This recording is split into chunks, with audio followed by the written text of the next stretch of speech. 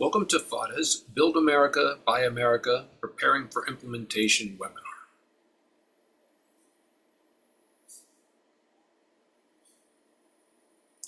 Before we begin, we'd like to take a moment to review the logistics of today's event. We will be taking questions throughout the webinar. At any time during the webcast, please use the Q&A box in the toolbar to submit your questions. A reminder, please do not use chat for questions, as we will not be monitoring this for audience questions. A PowerPoint presentation, which includes links to the resources of this webinar, is accessible in the chat box, and a recording of the webinar will be available on FADA's website following today's presentation. Finally, as a reminder, the discussions in today's webinar are not for media use. For quotes or more information, please contact FADA directly. And now, I'd like to introduce FADA Deputy Director Crystal Wojciechowski, who will lead today's presentation. Good afternoon for those of you on the East Coast. Again, my name is Crystal Wojciechowski, and I am going to go over lots of information with you today related to the Build America, Buy America Act. We're going to, over the course of the next hour or so, do an overview of BABA, which most of you have probably already heard if you've been to any of FADA conferences over the last few years. I'll also go over available waivers, compliance requirements, primary concerns of the industry. I'll chat about some recommendations that we and our industry partners have made to the administration. I'll share some tools and resources, and then we will have Q&A throughout this presentation. Given the amount of information that I'll be sharing with you today, we really wanted to pause throughout, and then we'll have a general Q&A at the end. So please put your questions in throughout, and then Blake and I will help assist and go through all of those today.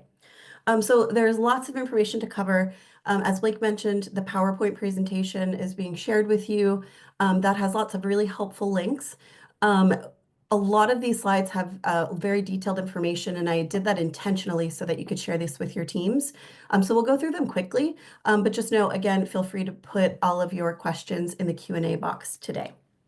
Another reminder is that after this, if there are any questions that we were not able to answer, we will share those in a Q&A document if there are, enough to, or we'll even reach out one-on-one if it's a very project-specific question. So just to get started with an overview of what is it, when does it apply, what does it apply to, I really wanted to just talk about, where it originated. So the Build America, Buy America Act was enacted as part of the Infrastructure Investment and Jobs Act. It was enacted in November of 2021. And really important, we'll go through some definitions, but a lot of the terms I'll just read off of this slide are really the most critical terms for you to determine if your project is required to be compliant with the Buy American preference. So really critical is that if there's any infrastructure project funded by federal financial assistance obligated after May 14th, 2022, you'd be required for that project to apply a domestic content procurement preference, which essentially means made in the United States. And that is specific to iron, steel, manufactured products, and construction materials utilized in the project. So I have gone through and really laid out what these definitions mean. The bullets are pretty succinct here, just because for the sake of the presentation, but I did include the specific CFRs so that if you or your staff have questions, you could go back and do a little bit more research on that. But really infrastructure, first, one of the most important terms, it's defined as public infrastructure projects that include structures, facilities, and equipment for buildings and real property that serves a public function. Now, in the past, public housing and other affordable housing programs have not historically been categorized as infrastructure, but the department and the OMB make some real broad statements that they do intend for these definitions to be construed as or interpreted as broadly as possible. A recent update to the definition of infrastructure was included in PIH Notice 2025-06. And that's where HUD really clarified that a public building or a building that has fewer than 5 dwelling units is not considered infrastructure. So something like a townhome that maybe has 2 units or something similar is not considered infrastructure. And that is new as of about a month ago, or a few months ago, earlier this year. So once you've determined if if your project is related to infrastructure, does it meet the definition of an infrastructure project? So that's any activity related to construction, alteration, maintenance, or repair of infrastructure in the US. And it's regardless of whether infrastructure is the primary purpose of the project. So again, they're really designed to be interpreted or construed broadly. And I think that there has been lots of discussion about these definitions, and really, I think new construction, large rehabilitations of developments. I think most people understand, yes, that is BABA is applicable, but I think that the verbiage in these definitions really point to even some projects related to routine maintenance or repair could also be required to be in compliance with BABA based on the value associated with those projects. And we'll get into that as well. And just a little note about the definition, more in the CFR, but it's really, an infrastructure project it could be a procurement, it could be a subgrant, it could be a cooperative agreement, and it really is focused on a project that has the same specific objective or the scope of work. So the department is really clear that separating projects into smaller procurements in order to avoid BABA compliance is not acceptable. And that's included and detailed really thoroughly in the notice. So I encourage you to look there if you have questions about your projects. I won't go into too much detail about the definitions for iron and steel, manufactured products, and materials, but I did just want to note here that there is a specific definition for what it means for iron and steel to be produced in the United States, and that is included in HUD's guidance. So for iron and steel, it's all of the manufacturing process from the initial melting stage through coatings, etc. That is a requirement for it to be, quote, produced in the United States. And there are similar requirements related to manufactured products and construction materials. But manufactured products are really things, something that is processed into a specific form or shape. Maybe it's combined with something else to create a product with different properties than the individual articles, materials, or supplies. I'm sure someone who is like many of you that registered today are in, procurement, or you're doing this work day to day. So this is very clear for you. But there are other notes I think that are very helpful throughout the guidance, particularly PIH Notice 25-20-06, that can go into more details and list out some of these products specifically. I do want to note that HUD has stated verbally to us at conferences and in training sessions that the product or material must be attached to the unit or building. So something like a refrigerator, for example, that you plug into the wall and it's not necessarily attached, like an HVAC system that's attached through electrical wiring. Those kinds of materials or products are not required to be applicable to BABA. So a refrigerator, a range, something like HVAC or a water heater, that would be required because it is built into the unit specifically through other means like electrical or plumbing. So the last definition I'll talk about just quickly is construction materials. This one, especially in the notice, it does list out very specific materials. So drywall, lumber, PVC, cement, stone. And a note that it does not apply to tools or equipment and supplies. So anything you need to bring onto the job site, like a crane or something that you use, like hammers or scaffolding, does not need to be made in the United States.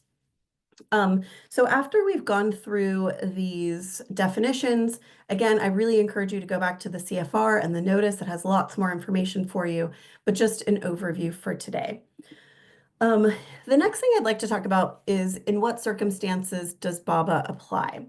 So PHADA gets a lot of questions. We even received many questions prior to this webinar about very specific projects or funding sources. And your question was, am I expected to comply with BABA?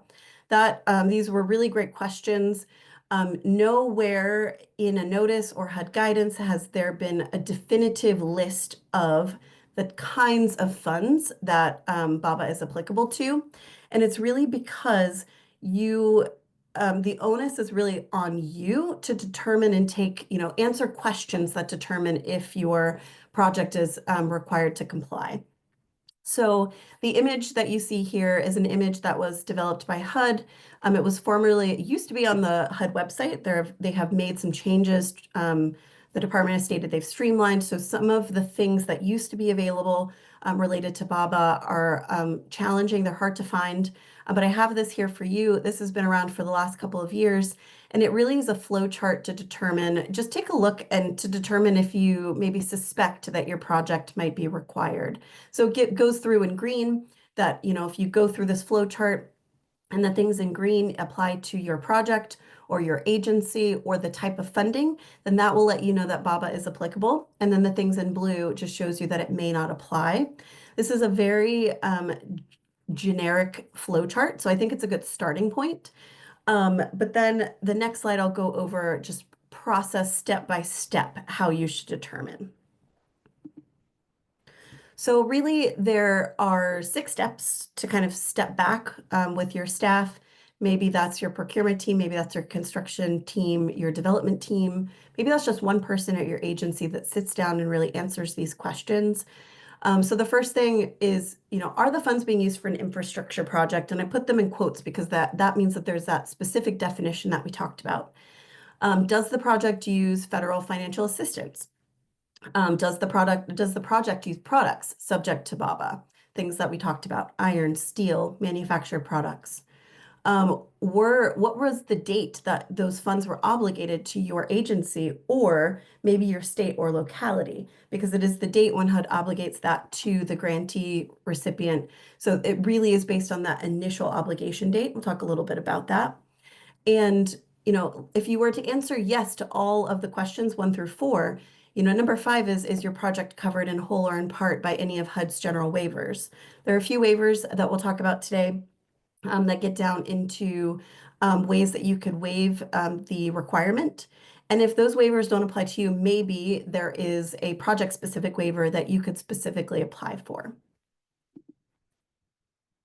So really important that I noted was that when does BABA apply? So HUD initiated a phased implementation. So it started with just iron and steel in the CDBG program. That was back in 2022, and then gradually extended to encompass full implementation across all HUD programs. And so the last date that probably is familiar to you is that phased implementation essentially ended on August 23rd of 2024. And I'll show the next slide really goes through a timeline for compliance. And this is helpful to you because you may have funds sitting in your bank accounts that were obligated prior to this August date or other. And so you may have that money that's not been expended, but based on the obligation date, it may not be required. BABA compliance may not be required. So a note that you really should take all of the funding you have available, the federal financial assistance that you have available, figure out if you're going to use it in an infrastructure project, and then determine when it was obligated, because some of that money may not require compliance. I will make a note that if you utilize different pots of money and even $1 of that money in the full pot is actually required to comply, it essentially makes your entire project required to comply. So really keeping a close eye on those obligation dates and utilizing the funds that are not required for compliance first, separate and apart from any of the other funds that require compliance, will be really important to minimizing that liability related to all of this that we're talking about today. So after you've determined obligation date and the project type, and that let's say you've confirmed that, based on your assessment that BABA should apply to your project, you should pause and take a step back and determine if maybe there's a waiver, a HUD general waiver that's available to you. So there are currently 3. The 4th, the tribal consultation, that one has already expired. But the general waivers listed here, these 3 small grants, de minimis and exigent circumstances, do not require approval. So these general waivers, HUD has done the work to request them to the Office of Management and Budget. They have been approved and they are available to you without an application process. However, you do have to maintain a record that you utilize this waiver and provide evidence of how you basically that waiver applied to you and keep that in the file with your project in case you're ever audited in the future. So the first is small grants. So small agencies out there, this will probably be very helpful to you. So if there's a project that's 250 or equal to or less than $250,000, the waiver does not apply to you. And again, if it is a specific project, just be very aware that you cannot break that, let's say $1 million project into 4 separate procurements of 250,000 or less to be able to utilize this waiver. It really is just that very specific project or related is meets that threshold or below. And so if you're below that, at or below, you do not you're not required to comply. De minimis is really, I think, mostly for larger projects, is that you can up to 5% of the project for products and materials can be waived. So the de minimis waiver, essentially, that allows you to put 5% away for some maybe products or materials that you will be unable to comply or you'd be unable to find American-made products. Or maybe that's for small little things like nuts and bolts and wires, just smaller items within your project. It's really up to probably your contractor or your team to determine, what you might utilize that for. And then the last one is exigent circumstances. So at the end of the day, if there's a threat to the life, safety, or property of your residents, BABA is not required. So you, rather than, take delays to be able to find American-made products and that maybe your property or particularly your residents are at risk, HUD has stated that you can move forward with their project, regardless of American-made products. So, if none of those waivers apply to you, there are other specific waivers opportunities, but these do require an application. So you can apply for a waiver related to public interest. So if you can demonstrate that there will be adverse impacts to your community, and that is a very vague kind of justification. So I believe that one in particular will be very hard to be approved. So that justification will be really important to notate and verify all the reasons why there might be adverse impacts to the community if you were required to comply. I think one of the most common to be probably applied for in the future is non-availability.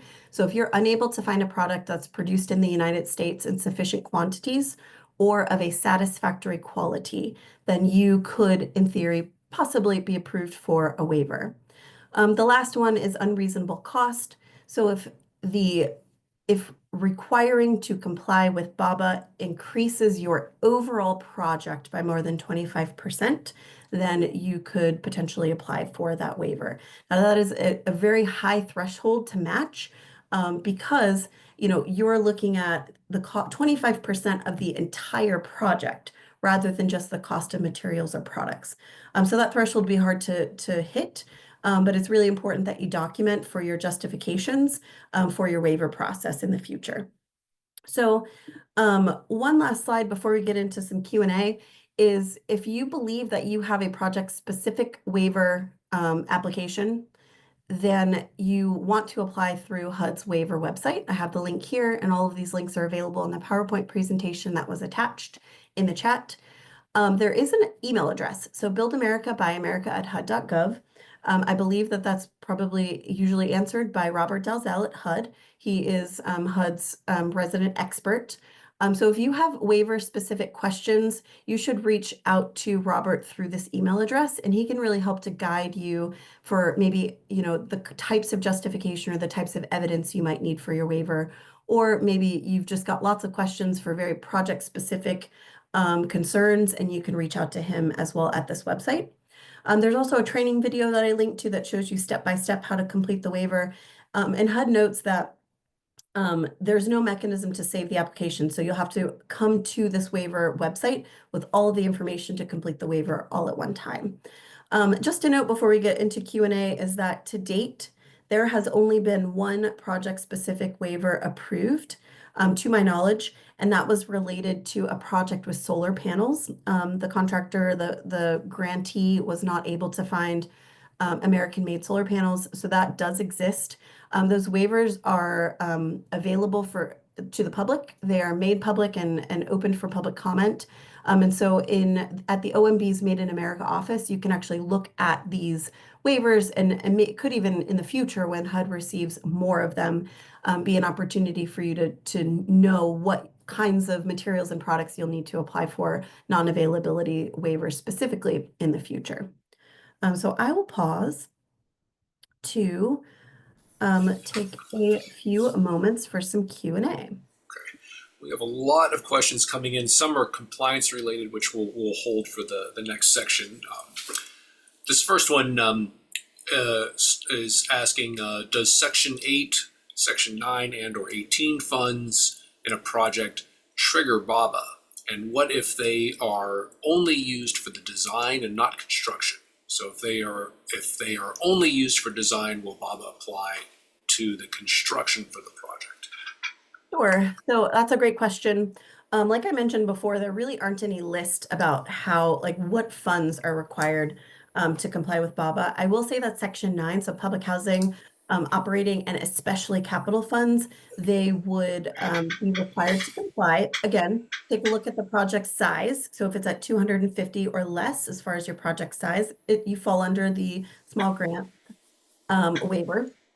So Section 8 generally, because that money, it's utilized for rent or fees, those funds are generally not required to comply with BABA because they are not usually associated with a project, an infrastructure project. However, sometimes in projects like, let's say RAD, for example, a RAD conversion, maybe you're putting together a capital stack for a new construction or a a large rehab. You might, within your capital stack, have funds like home, CDBG, choice neighborhoods that do require BABA compliance.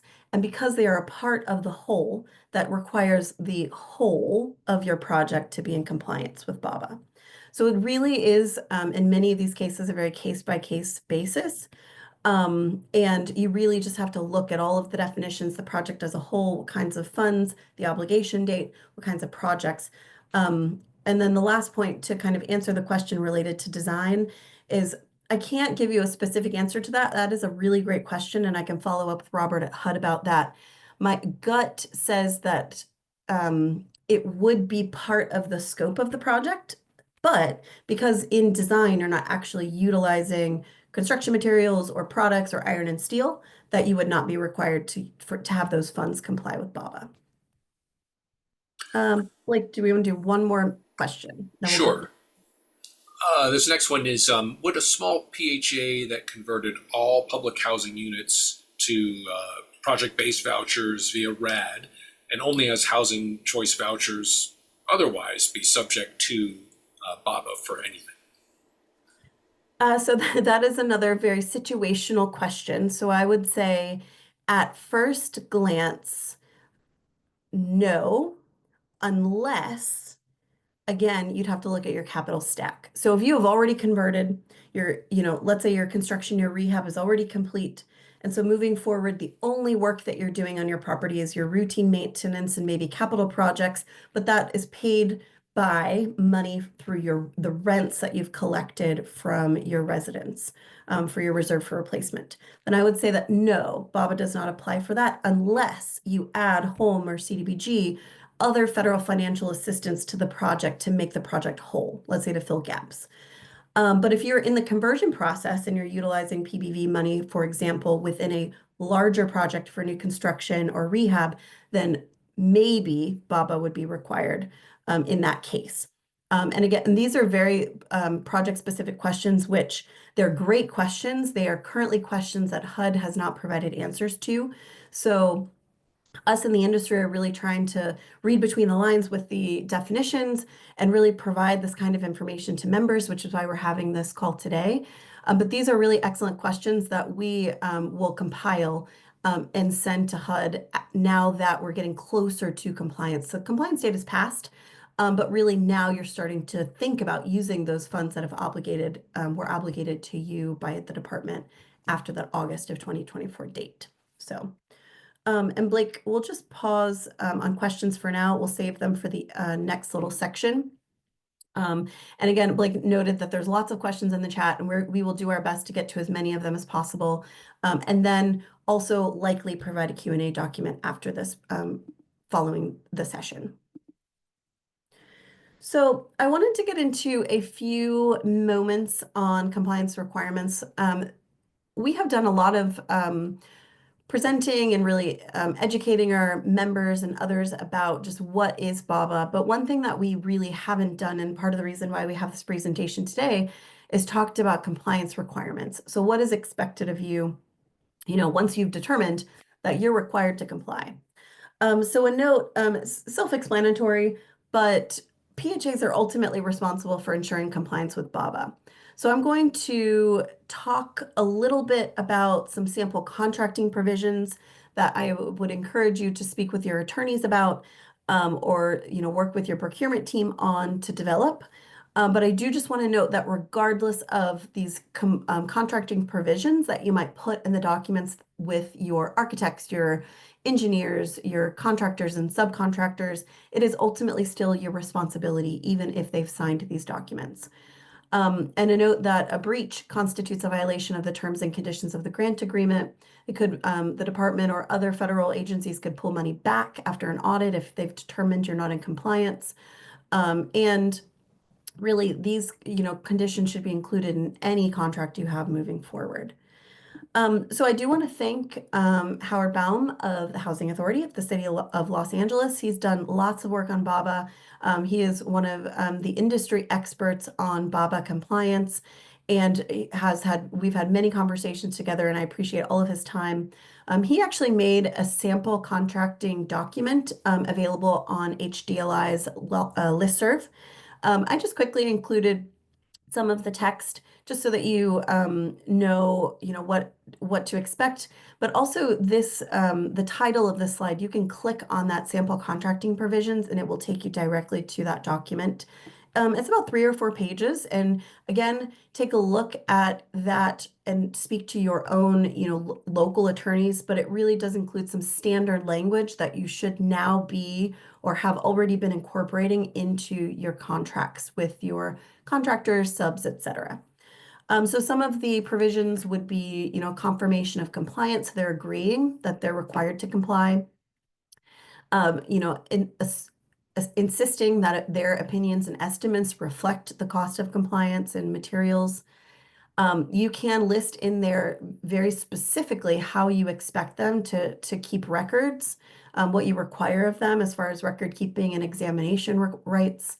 Also, provisions related to termination for failure to comply and indemnification statements. You can get as detailed as you'd like as far as, maybe change orders. So they have to provide documentation to you for new products that they bring in, after the contract has already been signed. You could also include provisions that if a product that they bring onto the site or put into your units is not compliant, then that's considered defective work.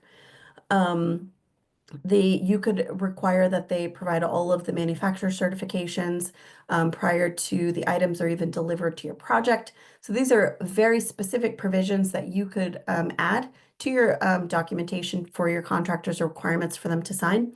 And there's a very specific sample document that if you click on that link, it is available to you. So I'll talk a little bit about compliance best practices. So this is best practices that I've heard just speaking to experts in procurement and contracting. One of the things is consider dedicating one person to manage BABA oversight. So the management of BABA oversight could potentially, depending on how many projects your agency manages, be a full-time job, or it could be, maybe delegated across multiple staff. but really having one person that you dedicate that stays up to date on all of, any new PIH notice, any updates to HUD guidance or rules, um, that checks in with your contractors, maybe even on a daily basis to manage compliance, to ensure they're keeping proper records, all of those things. Someone who is really the expert at your agency on BABA is really important. Another best practice is to just start requiring certain certifications. So require a supplier certification, confirming that materials and products comply with the Buy American preference. There is a document, a draft document that HUD provides in the PIH notice that you could use as a template. And I understand it is often very hard to find contractors and subcontractors, even today, let alone with all of this BABA compliance, that are willing to kind of go above and beyond for federal record keeping. But having some, certification that you require your contractors or subcontractors to sign related to all materials they bring into your infrastructure projects, I think would be a best practice. And work with your contractors and communicate to them why it's so important. And maybe they have a recommendation for an alternative method.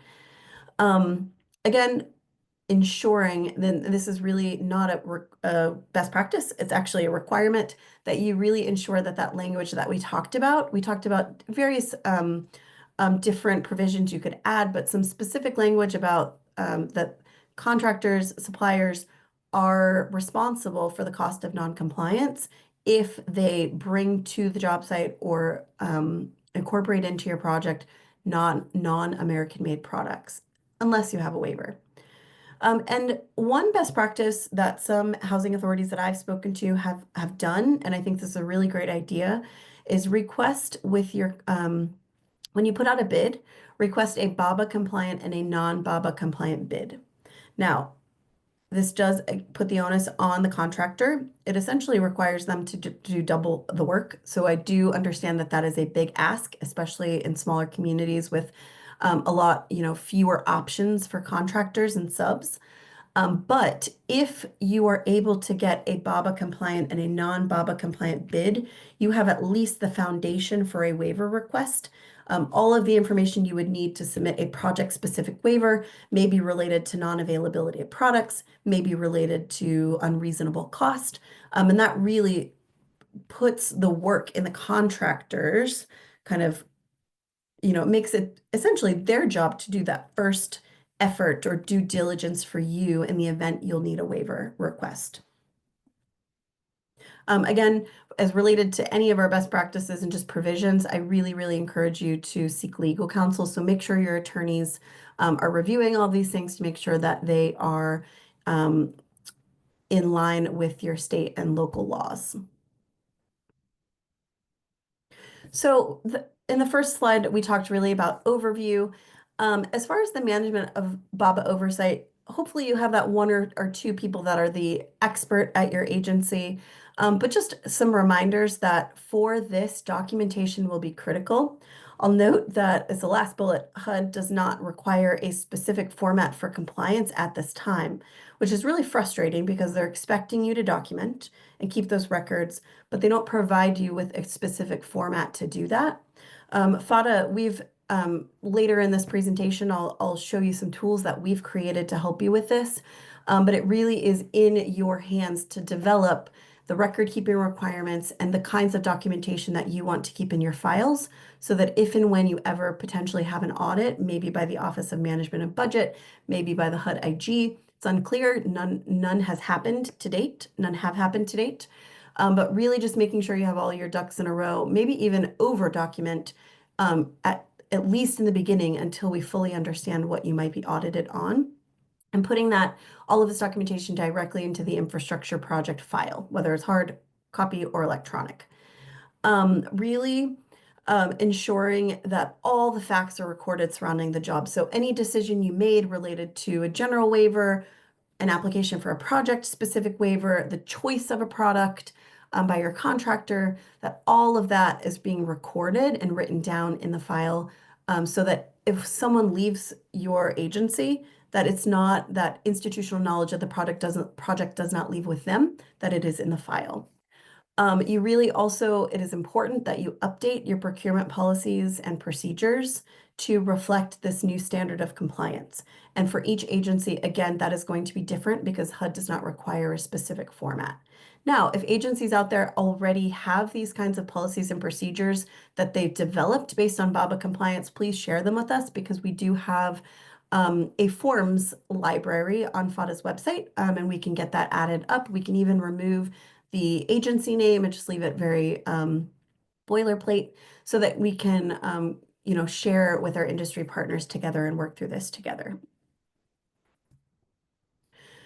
So I note that there is no format currently to document compliance. And HUD, even in the notice, makes it very vague. They use the statement that PHAs are authorized to follow different approaches calibrated to the level of complexity of your project. But at a minimum, they note that you should track product purchases in sufficient detail to identify their source. The documentation should demonstrate compliance with BABA or that it was covered with a waiver, was covered by a waiver. And all of this documentation should be maintained until 3 years after completion of the project. So not 3 years after you purchase the product, but 3 years after completion of that full project. So just to note that if you're utilizing a general waiver or project-specific waiver, you may not need to retain documentation related to where a product or a material was produced because you have this waiver, but you do need to have all of that documentation in the file to the fact that your waiver was approved or that you fit into those general waivers of small grants, de minimis, or exigent circumstances. And then just the last slide on documentation of compliance is you can actually, HUD does list that you can, prove that a product was purchased in compliance through a number of different ways. One is a certificate from the manufacturer or reseller. Another could be a copy of the label that complies, basically the label that states that it complies with the requirements of the FTC. Or you can even submit a proposal for an alternative way to confirm a product's compliance with BABA. So you can reach out to that Build America, Buy America at HUD.gov if there's an alternative way that you want to verify compliance, that it was made in the United States.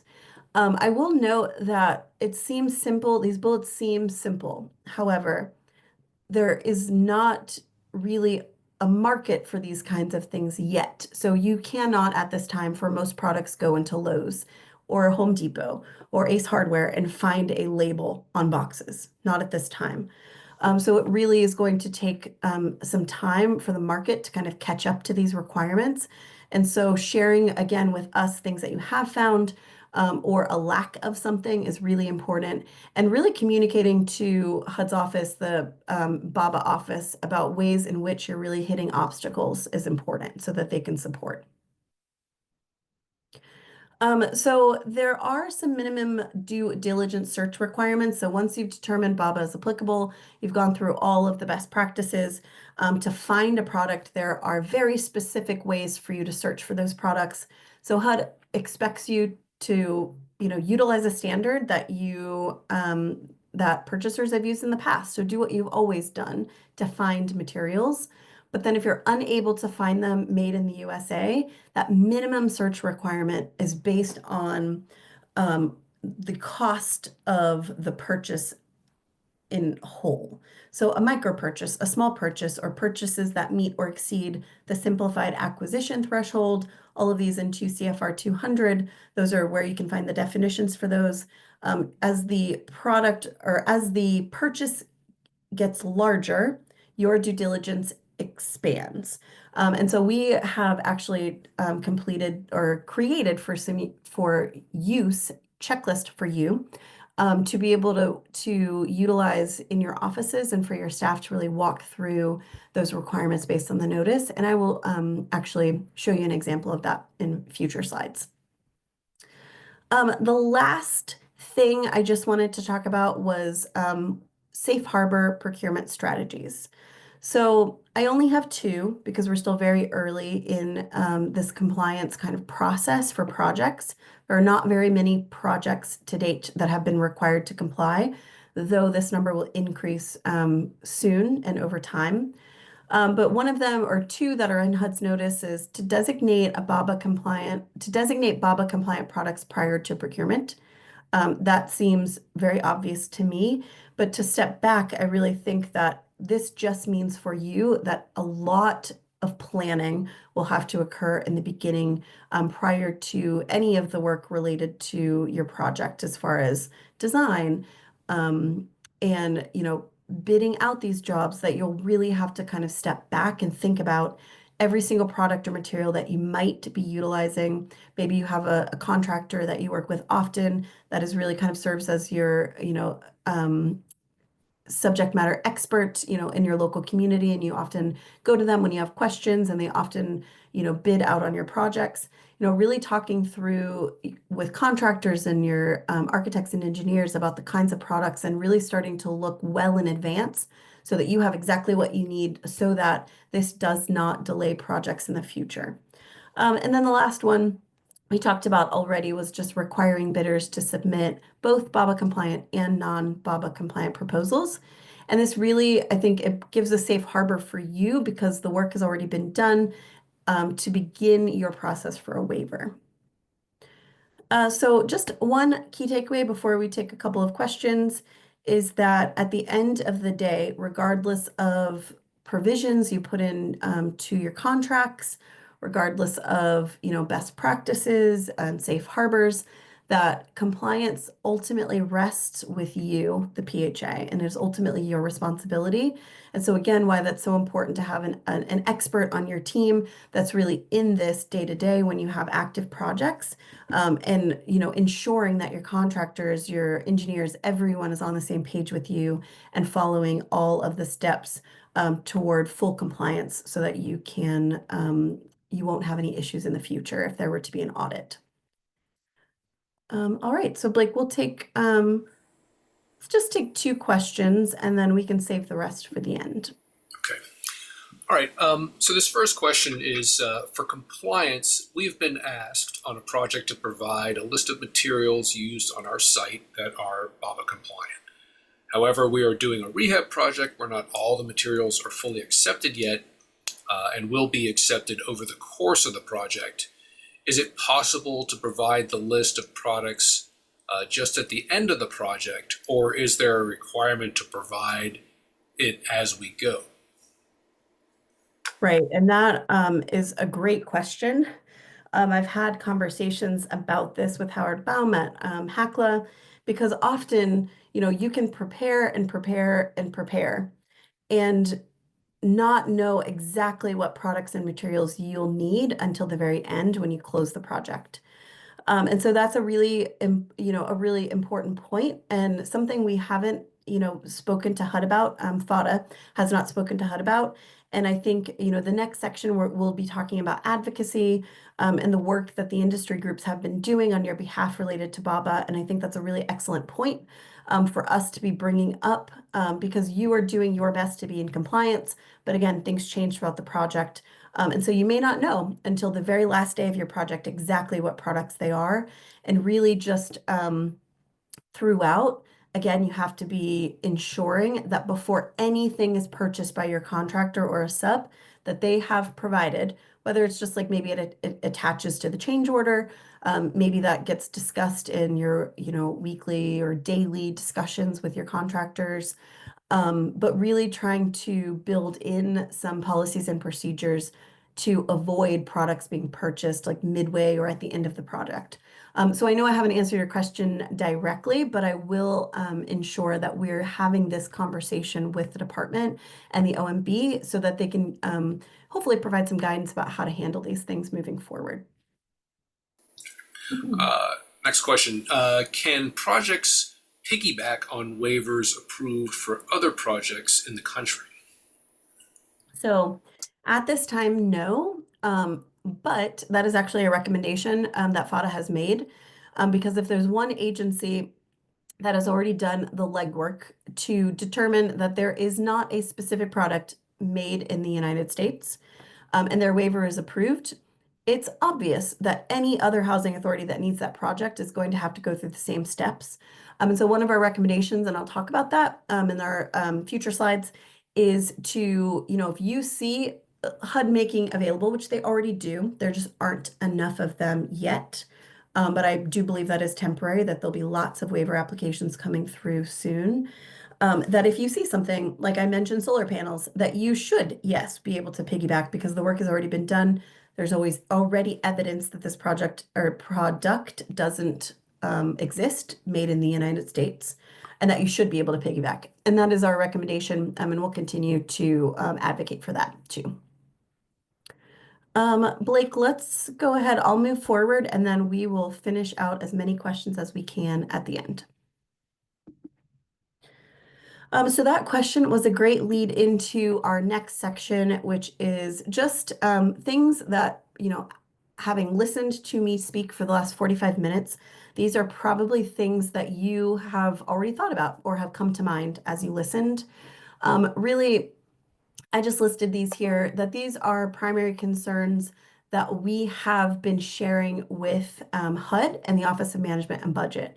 But a lot of your Q&A, this is a great opportunity for me to learn more about the types of issues and concerns you have, and I will continue to build our list and share those with the department. So this is the most consequential change to procurement in my length of time in the affordable housing industry, maybe ever. And we just really have not received very specific guidance on how to manage through this. And so that is something we made very clear to the department that, there needs to, be some, we can't hold to very strict rules related to compliance. Compliance, it is obvious how to comply, but how to get there to prove that you're in compliance, HUD needs to be a little loose with those until things have been kind of figured out in the industry. Another really big concern is increased cost. That cost, means that you may be able to construct less units. So it ultimately halts progress in the industry. It reduces the development of new units added to your portfolio. It's going to create a large burden to both you, HUD, and the OMB, who will ultimately have to review and approve these waivers in the future.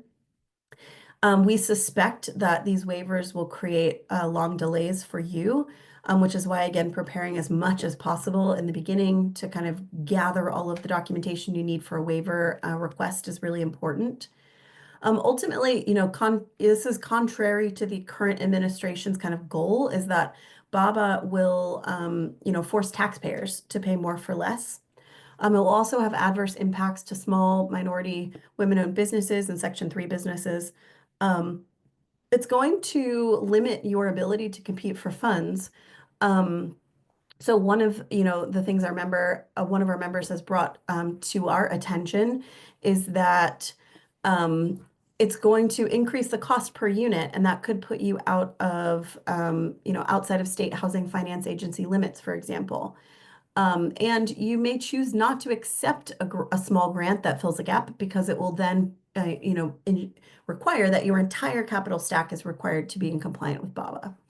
And then, one of the most important, I put that at the end, is that residents will ultimately be adversely affected if we're not able to complete timely repairs of their units, or repairs that are reasonably priced, or develop new units in your local communities.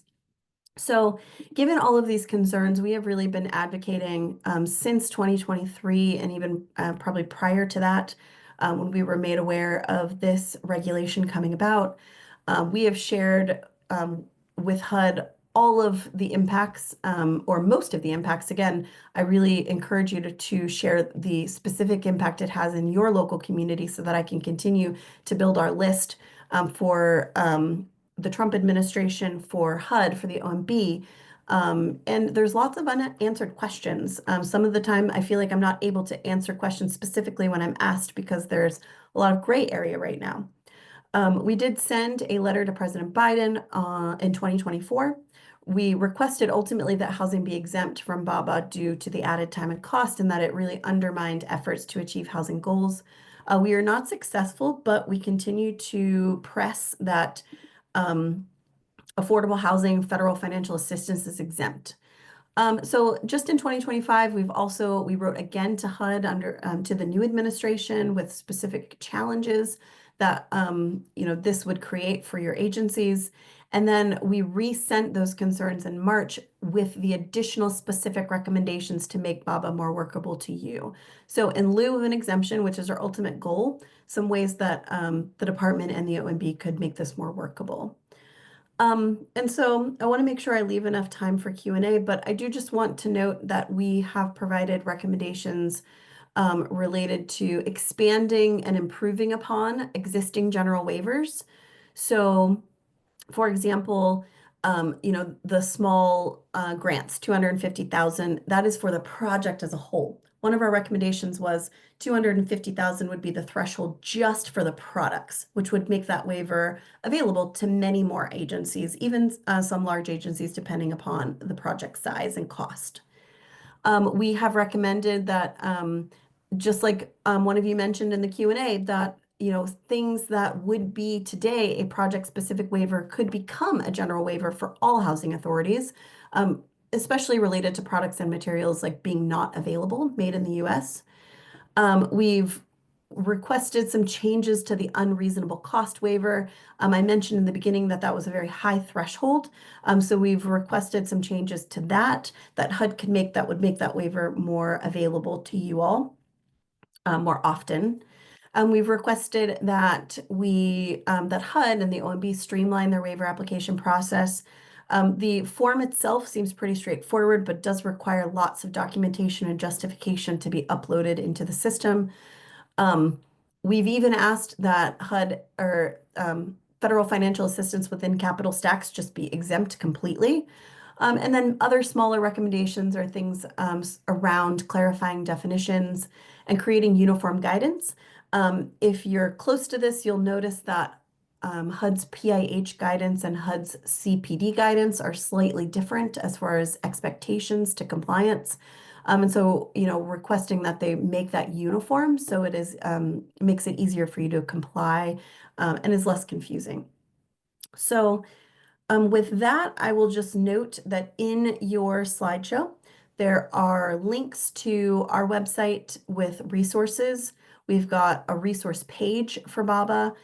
We've got FAQs that we have developed, both based on responses we've received from the department and also even things the department has made available. There are advocate articles. And one of the things, I'll click to this next slide, which just shows you what the resource page looks like. It even links to that contracting provision that HDLI's listserv has to offer. So thank you to HDLI. And it includes, in my opinion, the most important thing that I think could be helpful to you is an optional applicability and due diligence checklist. So I have taken the PIH notice and the CFR, all of the things we've talked about today, and really put it into one document that you could either print and put in the file, or you could electronically fill out through Adobe and add that to your electronic file. That really goes through step by step of those questions you should ask yourself to determine applicability. And then if ultimately you do find that BABA is applicable to you, the search requirements dependent upon the cost of that procurement is in that due diligence checklist. Now, these are really just preliminary kind of helpful tools, but we will continue to develop these and hone these and change them as we get more information from the department. Lastly, there is, I did link to HUD guidance and resources on HUD's website. Just be aware that some of this may be harder to find based on the changes to the department's website made recently. So with that, I will kick it off to Blake for a few more minutes of questions. Okay. So we had several variations of this question. This one says, I'm building 7 duplexes with 2 units per building. So am I exempt from BABA per the definition of the 5 of us? Yes. In that specific instance, yes. So as long as the building itself has, I believe, 5 or less units, then that building would be exempt from BABA requirements because it is not per the definition of infrastructure included. Another question, for small grants waiver, does the grant have to be equal to or less than 250,000, or is it based on the project cost? It's really based on the project cost, which is very confusing because the waiver is called small grants. But at the end of the day, it is the cost of your project or procurement. Infrastructure project and procurement, depending upon the kind of project it could just be you're replacing, 10 HVAC systems. That would be a procurement, but it's also a project as related based on the definition. But it would be so if your grant was under 250,000, but then you put a few years of your capital fund together for a project that was higher than, it's all based on the cost of the project. And I'm happy, like if there are very specific questions, at the next slide after this includes my contact information. And as these questions come up, even, 2 weeks, a month from now, send me an email for those project specific, and I'm happy to help. This next question is, how do you calculate the total de minimis waiver when construction change orders are constantly changing the total project costs? Is de minimis calculated at a point in time, such as a CLC? That is a really excellent question. And one that I will add to our list of questions and concerns or unanswered questions and concerns with the department. My recommendation is, if I were in your shoes, is I would probably I would determine the de minimis at the beginning of the project once you have your official bid that you decide to move forward with. And then, based on change orders you've received, maybe set specific times in the future where you continue to verify that what your de minimis is. And maybe that number will go up over time if your change orders have increased your project. But I would probably start with that point in time right at the beginning. And then maybe have some regular check-ins throughout, and then that final check-in at the end. But again, that is an area that is gray that HUD has not really provided specific guidance on. And so we will add this to our list of unanswered questions for HUD to hopefully provide additional guidance on in the future as they work through these things that they likely have not even considered, to be honest. And so they're really looking to us to send these kinds of thoughts to them. This next question. I have a project that is 3 phases. Each phase is included on different 5-year plans and therefore different obligation dates. Can I count one phase as a project for the monetary threshold? So initial reaction to that question is that no, because it is a phase of a larger, maybe 3-phased project. However, if requiring compliance will potentially add delay or higher cost, then I recommend that you reach out to that Build America Buy America at HUD.gov web email address and reach out directly to Robert and ask him for some additional guidance on this. And I think those very particular questions are really it will be HUD's responsibility, I hope, to really work through them individually with the PHA. And though if you have sent those kinds of emails and you have not received a response, please forward them to me or feel free to CC me or blind copy me on any of those emails. I'd really love to be involved in that so that I can see how it plays out, so that I can communicate this to all of our members based on how the guidance that you receive directly from the department.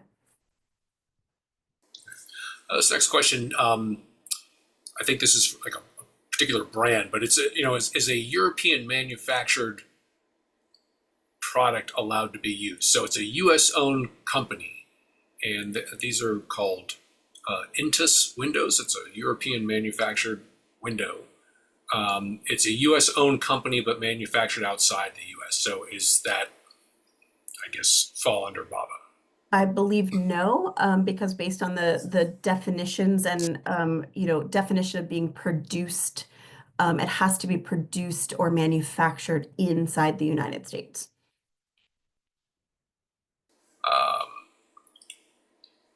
there's a question here. Want to know whether BABA compliance will necessitate on-site inspections of deliveries, and also will contractors be required to provide invoices for these deliveries? I would say that's actually probably a best practice. I don't say I'll note that HUD does not require that you are on site for deliveries, or that the information related to invoices, but that might be for your agency a best practice, at least in the beginning, as you're, working with your contractor to really set that standard. You could potentially put that in your policy or procedure that maybe, you audit. So you come in, maybe if their products are being delivered 5 times a week, you once a week drop by and be there to confirm that they're made in America, produced in the United States. So I'd put that probably in your policy and procedure to determine what's going to work best for your agency, like based on size and scope and capacity. But I would, if I were in your shoes, I would absolutely ask for, when the invoice arrives, that unless they've already provided to you that, reseller or manufacturer certification or some other documentation, unless you already have it, that it should also be attached to the invoice as well. Does including home or NHFT funding in the capital stack of a LIHTC project trigger BABA? Yes, I would say in that case, I can confidently say yes. And Blake, it looks like we are 1 minute over of our time. But I did see a question in there about, would there be a document related to all of the questions? And given how many we still have unanswered, then absolutely yes. We will work to go through all of the Q&A today on the panel, even anything we've answered, and essentially put it all into a document for you that we can then share with anyone who is either in attendance today or just registered. And feel free to share that Q&A document or FAQ document with your staff as well. And I have put my contact information on the screen. Feel free to reach out to me directly with any questions that come up day to day. Any concerns or things that come to your mind, just shoot them my way. That really helps me advocate on your behalf with the department and also with Congress as well.